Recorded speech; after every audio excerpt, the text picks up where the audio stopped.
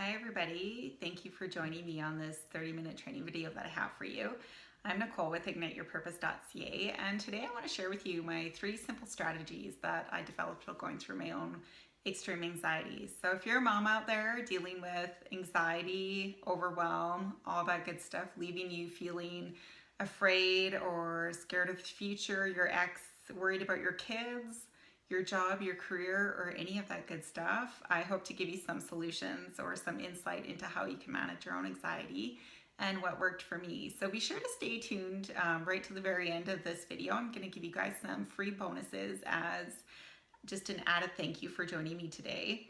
So I want to start off and just tell you a little bit about my story. You know, I didn't grow up with anxiety. It's not something that I had as a kid or anything like that. I was probably pretty typical shy kid, didn't really, have a lot of friends or go out of my way to be in the spotlight or any kind of stuff like that. School was tough for me. I definitely got picked on because I was overweight and just really kind of struggled that way through school, but didn't have anxiety. I didn't have any problems going out or, doing things on my own and just living my life. It wasn't until I went through my divorce that I started to notice that I was developing this anxiety. And what had happened was that I had spent a few years going through a very traumatic divorce. There was some emotional and mental abuse there. And by the end of that, I was diagnosed by my therapist and my doctor with post-traumatic stress disorder. And that's when I really clued in that my anxiety was really running my life by that point. I was stuck at home. I couldn't leave the house on my own. I was just too afraid. And every time the doorbell would ring, I would literally hide underneath the kitchen table just because I had no idea who was there or what was happening. And I would just be so wound up and terrified to even answer the door. My anxiety was pretty much debilitating for me for a number of years, where every time I thought about leaving the house or going to do something on my own, I would start to shake and sweat, and it was a horrible experience for me. My stomach was always nauseous. My whole body tingled, and it was like you feel like, to me, it felt like there was bugs all over my skin just crawling around. It was the most horrific feeling that I've ever had. And nothing that I tried seemed to work for me. So I tried therapy, I tried talking with my doctor, and what I found was that they were very aware of the situation that I was in. So we talked a lot about that, but I always found and felt like I was being made out to be a victim. So I was always told that it wasn't my fault, that when the situation settled down, then my anxiety would probably go away because I didn't have it before, so there's no reason for it to stick around. But unfortunately, the situation didn't really get any better. It was something that carried on even through the divorce and after, when I did remarry. It always stuck there, and what I noticed was that my anxiety was actually getting worse. So even if I did have a couple breaks in the pattern where things weren't so bad, my thought process and remembering how things used to be or things that had happened would always project into the future. So no matter where I was going or what I was doing, I was still terrified that these same things were going to happen to me, and that helped just to prolong my anxiety. What I found was that probably after, I would say, about 5 years, I really kind of hit a wall. I felt like I had tried everything to manage my anxiety, from exercise to different diets and foods and giving up caffeine and everything that the doctor recommended and my therapist recommended, But I felt like with therapy, I was kind of reliving the same patterns over and over again because that's all we talked about. Not really any kind of solutions to how can I stop feeling like this right now and be able to leave my house and to get my life back, because that's the biggest thing that I wanted, especially as a mom. I wanted to have my life back so that I could go out there and enjoy it with my kids. I wanted to go and, have a career and a fulfilling life and have those different experiences. So what I decided was that what happened was I actually went to go and start my career. And the company that I started working with was pretty big into personal growth and development and gave us a list of books to start reading. So I did that. I'd always enjoyed reading and doing that kind of stuff and was pretty aware of like your intuition and learning how to control your mindset and the whole positive thinking thing. So for me, going off in that direction was totally normal and I really enjoyed it. So I spent a few years and I started reading all kinds of books. I actually read hundreds of books. And then I started doing some courses and personal development training. And I found that I was really getting a handle on what was going on in my mind, like all the negative beliefs and thoughts and things that I had come up from my past that I was still hanging on to. And of course, all the experiences that I had gone through that were really still triggering my anxiety for me. So as I started to go through that, I was really feeling like I was cleaning up a lot of my beliefs and really, focusing on goal setting, those positive thoughts, using positive self-talk, being really aware of what's going on in your mind. And I seen great success in many areas of my life. Like I enjoyed the work that I was able to do.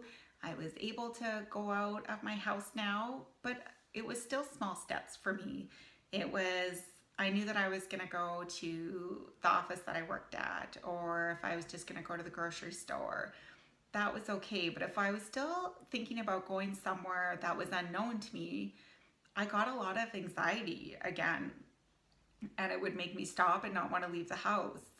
And again, it just that really debilitating extreme anxiety where my whole body was just not working. And through this process, there was a few times where it was so bad and I was so upset and just done with trying to manage it because I really had no control over it, that with everything else going on in my life, I had a couple really big breakdowns where I just wanted to end it all and just give up because nothing seemed to work.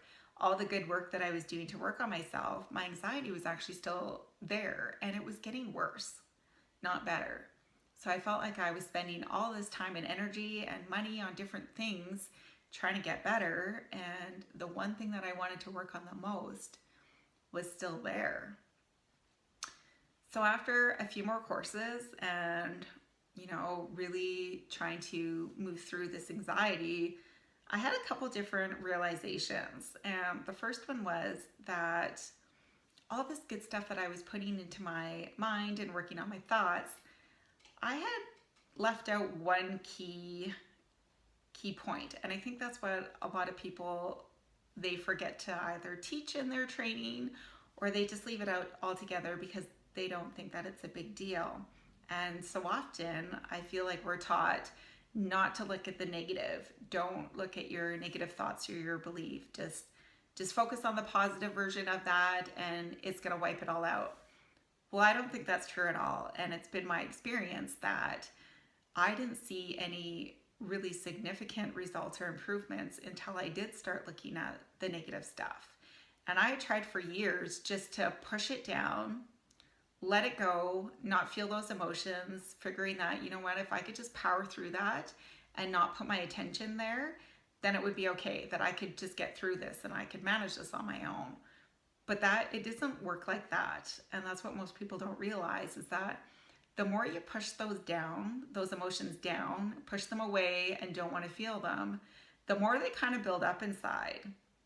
And for me, I think that was a key triggering point for all my anxiety, was that I was trying to push all my emotions down. I didn't want to feel the pain that I was going through. And it just kept building and building and building until I would have those massive panic attacks and they would just take me out. So what I figured out is that if I am going to change this, I knew that I had to change my thought process. That was definitely one of the things that I realized. But you can't just jump from all the negative, shitty things that are happening into your life and just going full positive, there's nothing bad happening. Because your subconscious knows that there's stuff going on there and we have to look at it.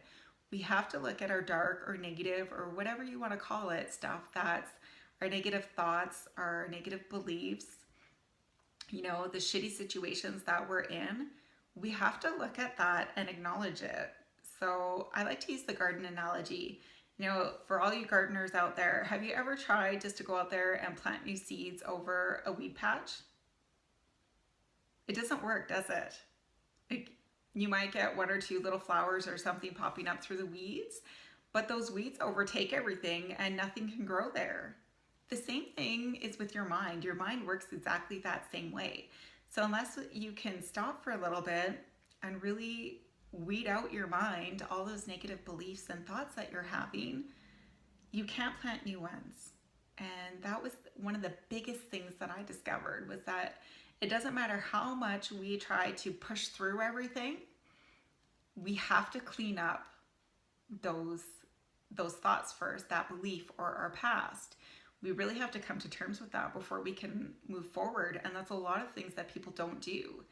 I was guilty of that for years. I just wanted to plow through everything and not worry about what had happened before, just pretend like it didn't exist. But it doesn't work like that.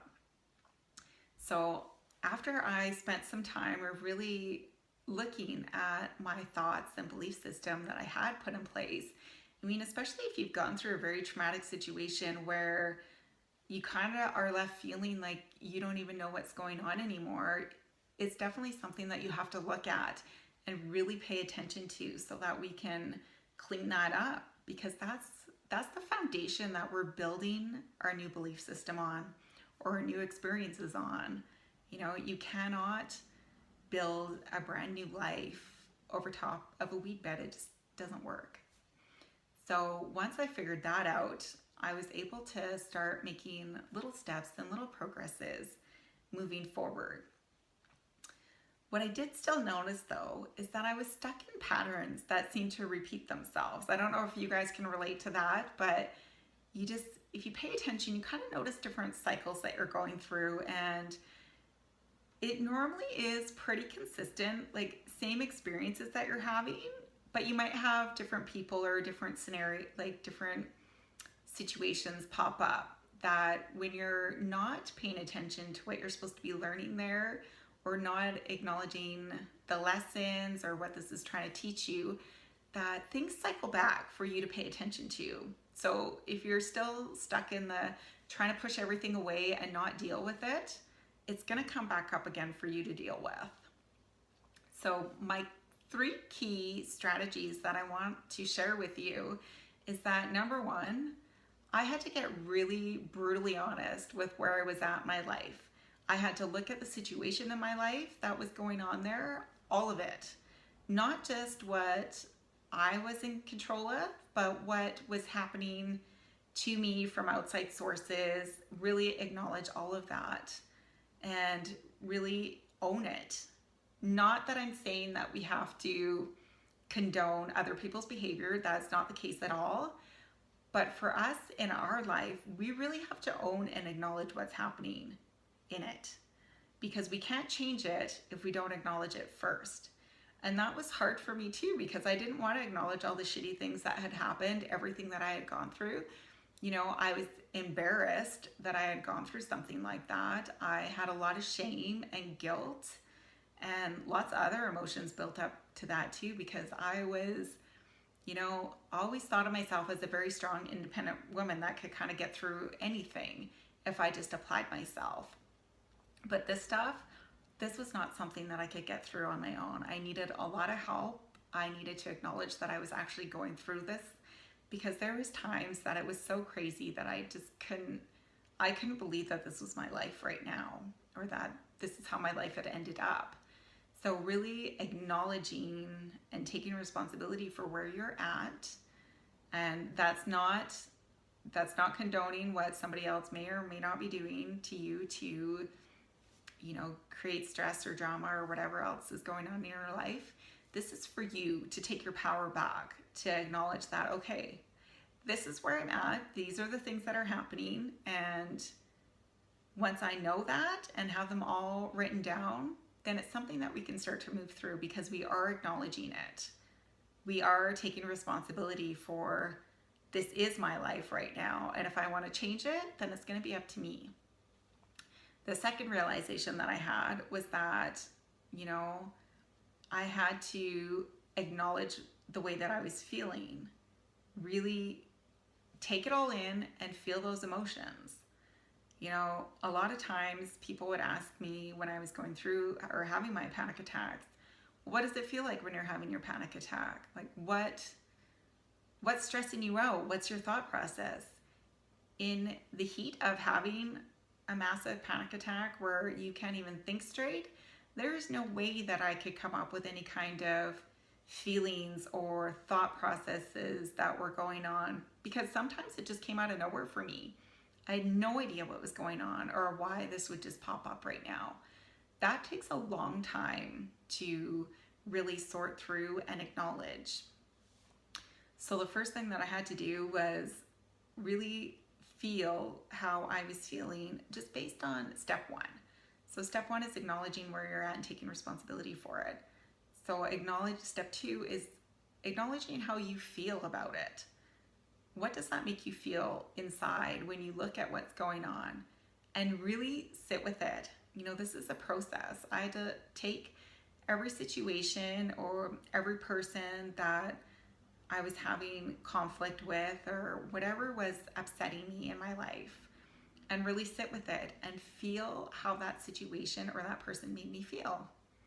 Once I acknowledged it, there's a funny thing that happens. And most people think that if you can just push all those emotions down and just not acknowledge them or worry about them, they're just going to go away on their own.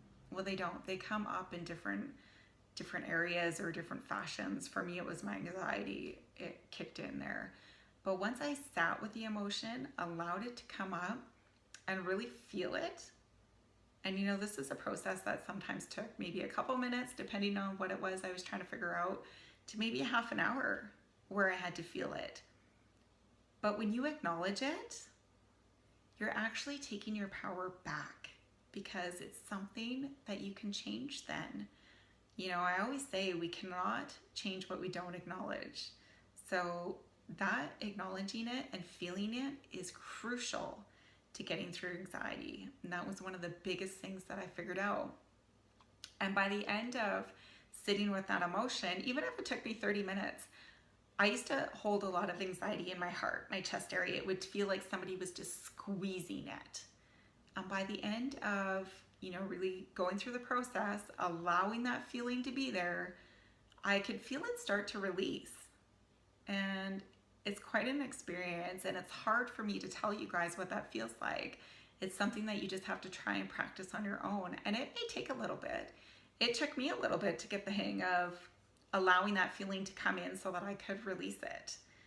Number 3 was I had to take, again, it comes back to that responsibility, but responsibility for my reaction to the situation. So I know that, you know, you guys have probably gone through some crazy shit in your life too, where we just want to fly off the handle. Like you feel all those emotions, you get angry, you get upset, you cry, you yell and you scream sometimes, you want to fight, you want to defend yourself. I was definitely in that situation where I was always defending myself. I felt like that was my job for years, was to try to defend myself against everything that was happening. You know what? That was exhausting for me. I can't even describe the exhaustion. It took so much out of me that I didn't even want to get out of bed some days. That, you know, being stuck in that place of always having to defend yourself is pretty much really being stuck as a victim. And not once did I ever feel like I was the victim, but when I look back on it, I can definitely see how I was being stuck in that victim role. And defending myself was definitely one of them, where I was being stuck and acting like a victim because I was always trying to defend myself. And that was one of the things that I learned, was that, okay, doesn't matter what's happening in my life or what anybody else is doing to me, I can control how I react to the situation. And let me tell you, that takes an awful lot of practice too. It's not something that you just get right off the first time and you're perfect at it. You're like, no, I'm not going to react to that. I'm going to go to my happy place and it's going to be all better. Especially when you have somebody that's always attacking you, or you're just feeling like you're always being drugged through stuff that you don't want to go through. Choosing not to react to that and taking your power back, even though for me at first it felt like I was giving up. I felt like I was just letting go. That is not the case at all. That is one of the strongest things that you can do to hold your power in a situation, is to choose your reaction, and to choose to let it go or to not react is a huge accomplishment. And when you get there, you need to be super proud of yourself for being able to do that, because our first instinct is to, just fly off the handle or say things back or, retaliate. We're brought up most of the time to do that, even if it's not like a malicious intent, but you're still defending yourself, saying whatever you need to say. Is that really the best use of your energy? Does it really even make a difference? I know in my situation, I could explain myself or try to reason, do whatever I needed to do, and it never worked. It was never enough. So it wasn't until I realized that, and that my constant reacting in this fashion just prolonged this event, just prolonged this drama and the way my life was going. It wasn't until I just stopped. You know what? I just stopped engaging in that. And it was really hard, because it's hard when you're going through stuff like that and all you want to do is to fix it or make it better or make people see your point of view or defend yourself. It's really hard just to let it go and not do that. And for me, that was the biggest thing that I could do to take my power back in the situation, was just not to react to it. So I decided that instead of always trying to be proactive and figuring out what was going to happen before it even happened, which was a big cause of my anxiety that I realized, is that the things that were running through my head when I started having my panic attacks or anxiety attacks was all projections that I was putting into the future, because I didn't know what was going to happen, and I was living in such kind of chaos in my life at that point, that I was always trying to be one step ahead of everything else that was flying at me. And that was really one of the biggest causes of my anxiety, was that I was always projecting into the future, or I was always reliving things that had happened in the past. So once I was able to, again, it comes back to controlling my reaction and being in the present. So if you can sit in the present moment and really ground yourself in that, that will help you to stay centered and give you your power back as well. These are all things that I learned over a span of time. And it was really hard at first to try to remember everything, because I would get little glimpses of things that would work and try to remember them for the next time that I was in the same situation. But I know for you guys that are suffering from anxiety, it's really hard, because a lot of times it's totally out the window when you're in the situation. It's really hard to remember and to focus on, like, right, I can't control how I'm reacting. I can acknowledge what's going on right now. I can take responsibility for this, and I'm okay where I'm at right now. That's not happening, or that was something that happened yesterday, or that's something that I'm thinking might happen yet. It's really hard to bring yourself back into your present moment where you are right now in the midst of an anxiety attack. So given those 3 steps, those 3 key realizations that I had, what tied it all together for me was going out there and actually asking for help again. I had mentioned that I had gone through therapy and talked to the doctor, But at that point, it was just so bad that none of the stuff that they were, giving me to use for my anxiety was making any sense to me. It wasn't working when I was trying to apply it.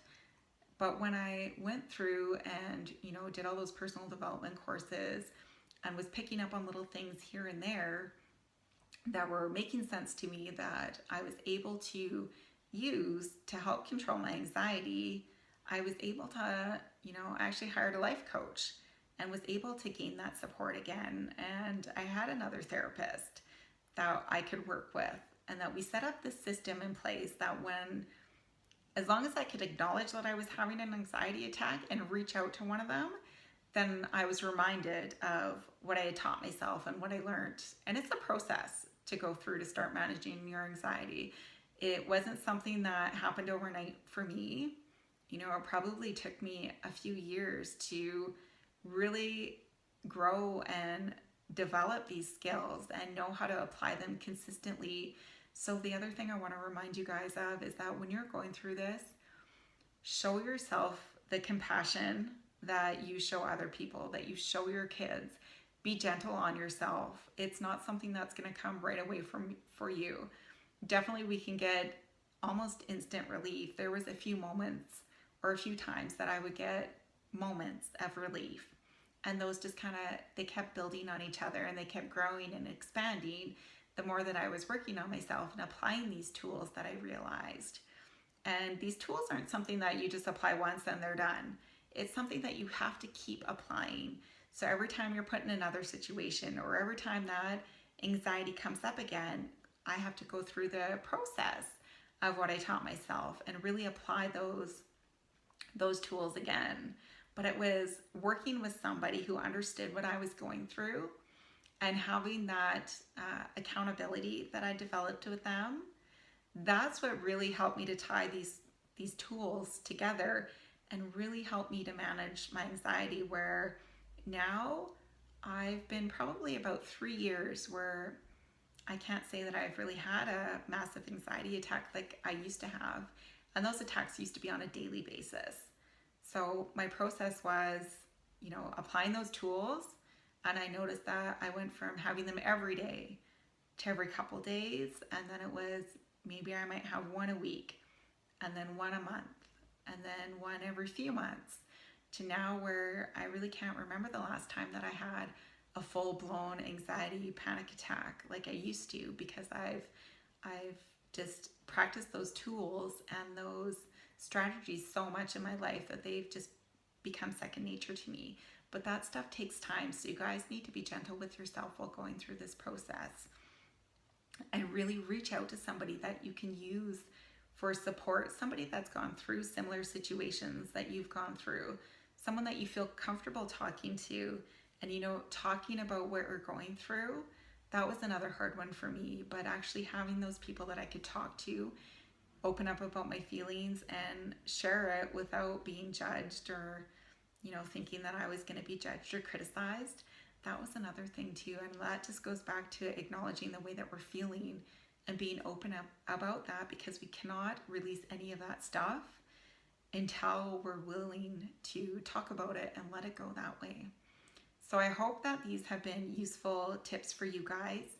And I'm going to do some more training and kind of expand on that. But I just wanted to give you my 3 steps that I used that really helped me to beat my anxiety and start living my life again.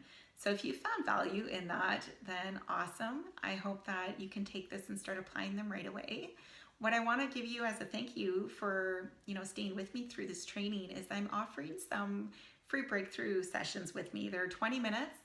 So, pop on the link below if you want to grab one of those free training calls with me, and we'll really go through and see if we can figure out what exactly is causing, some of your stress and anxiety, and set out a strategy for you to help manage that and go through that together. So if you want to, again, just click the link below and pop on one of those breakthrough calls with me. I'll be sure to book you in. It's my free gift for you guys for staying with me. And if you've liked my training and want to receive more of it, then click on my link below for my Facebook page, or I have Instagram and YouTube.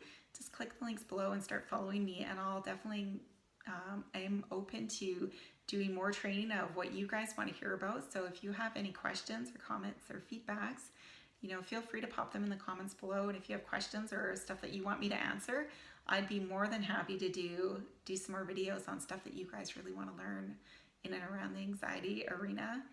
So again, thank you for joining me today. I really appreciate it. And I hope you guys gain some value and can start applying some of these tools into your own life and seeing success, because we all deserve to live the life of our dreams, but we're the only ones that can take the steps to start achieving that. So again, thank you. Have an awesome day, and I'll see you guys soon.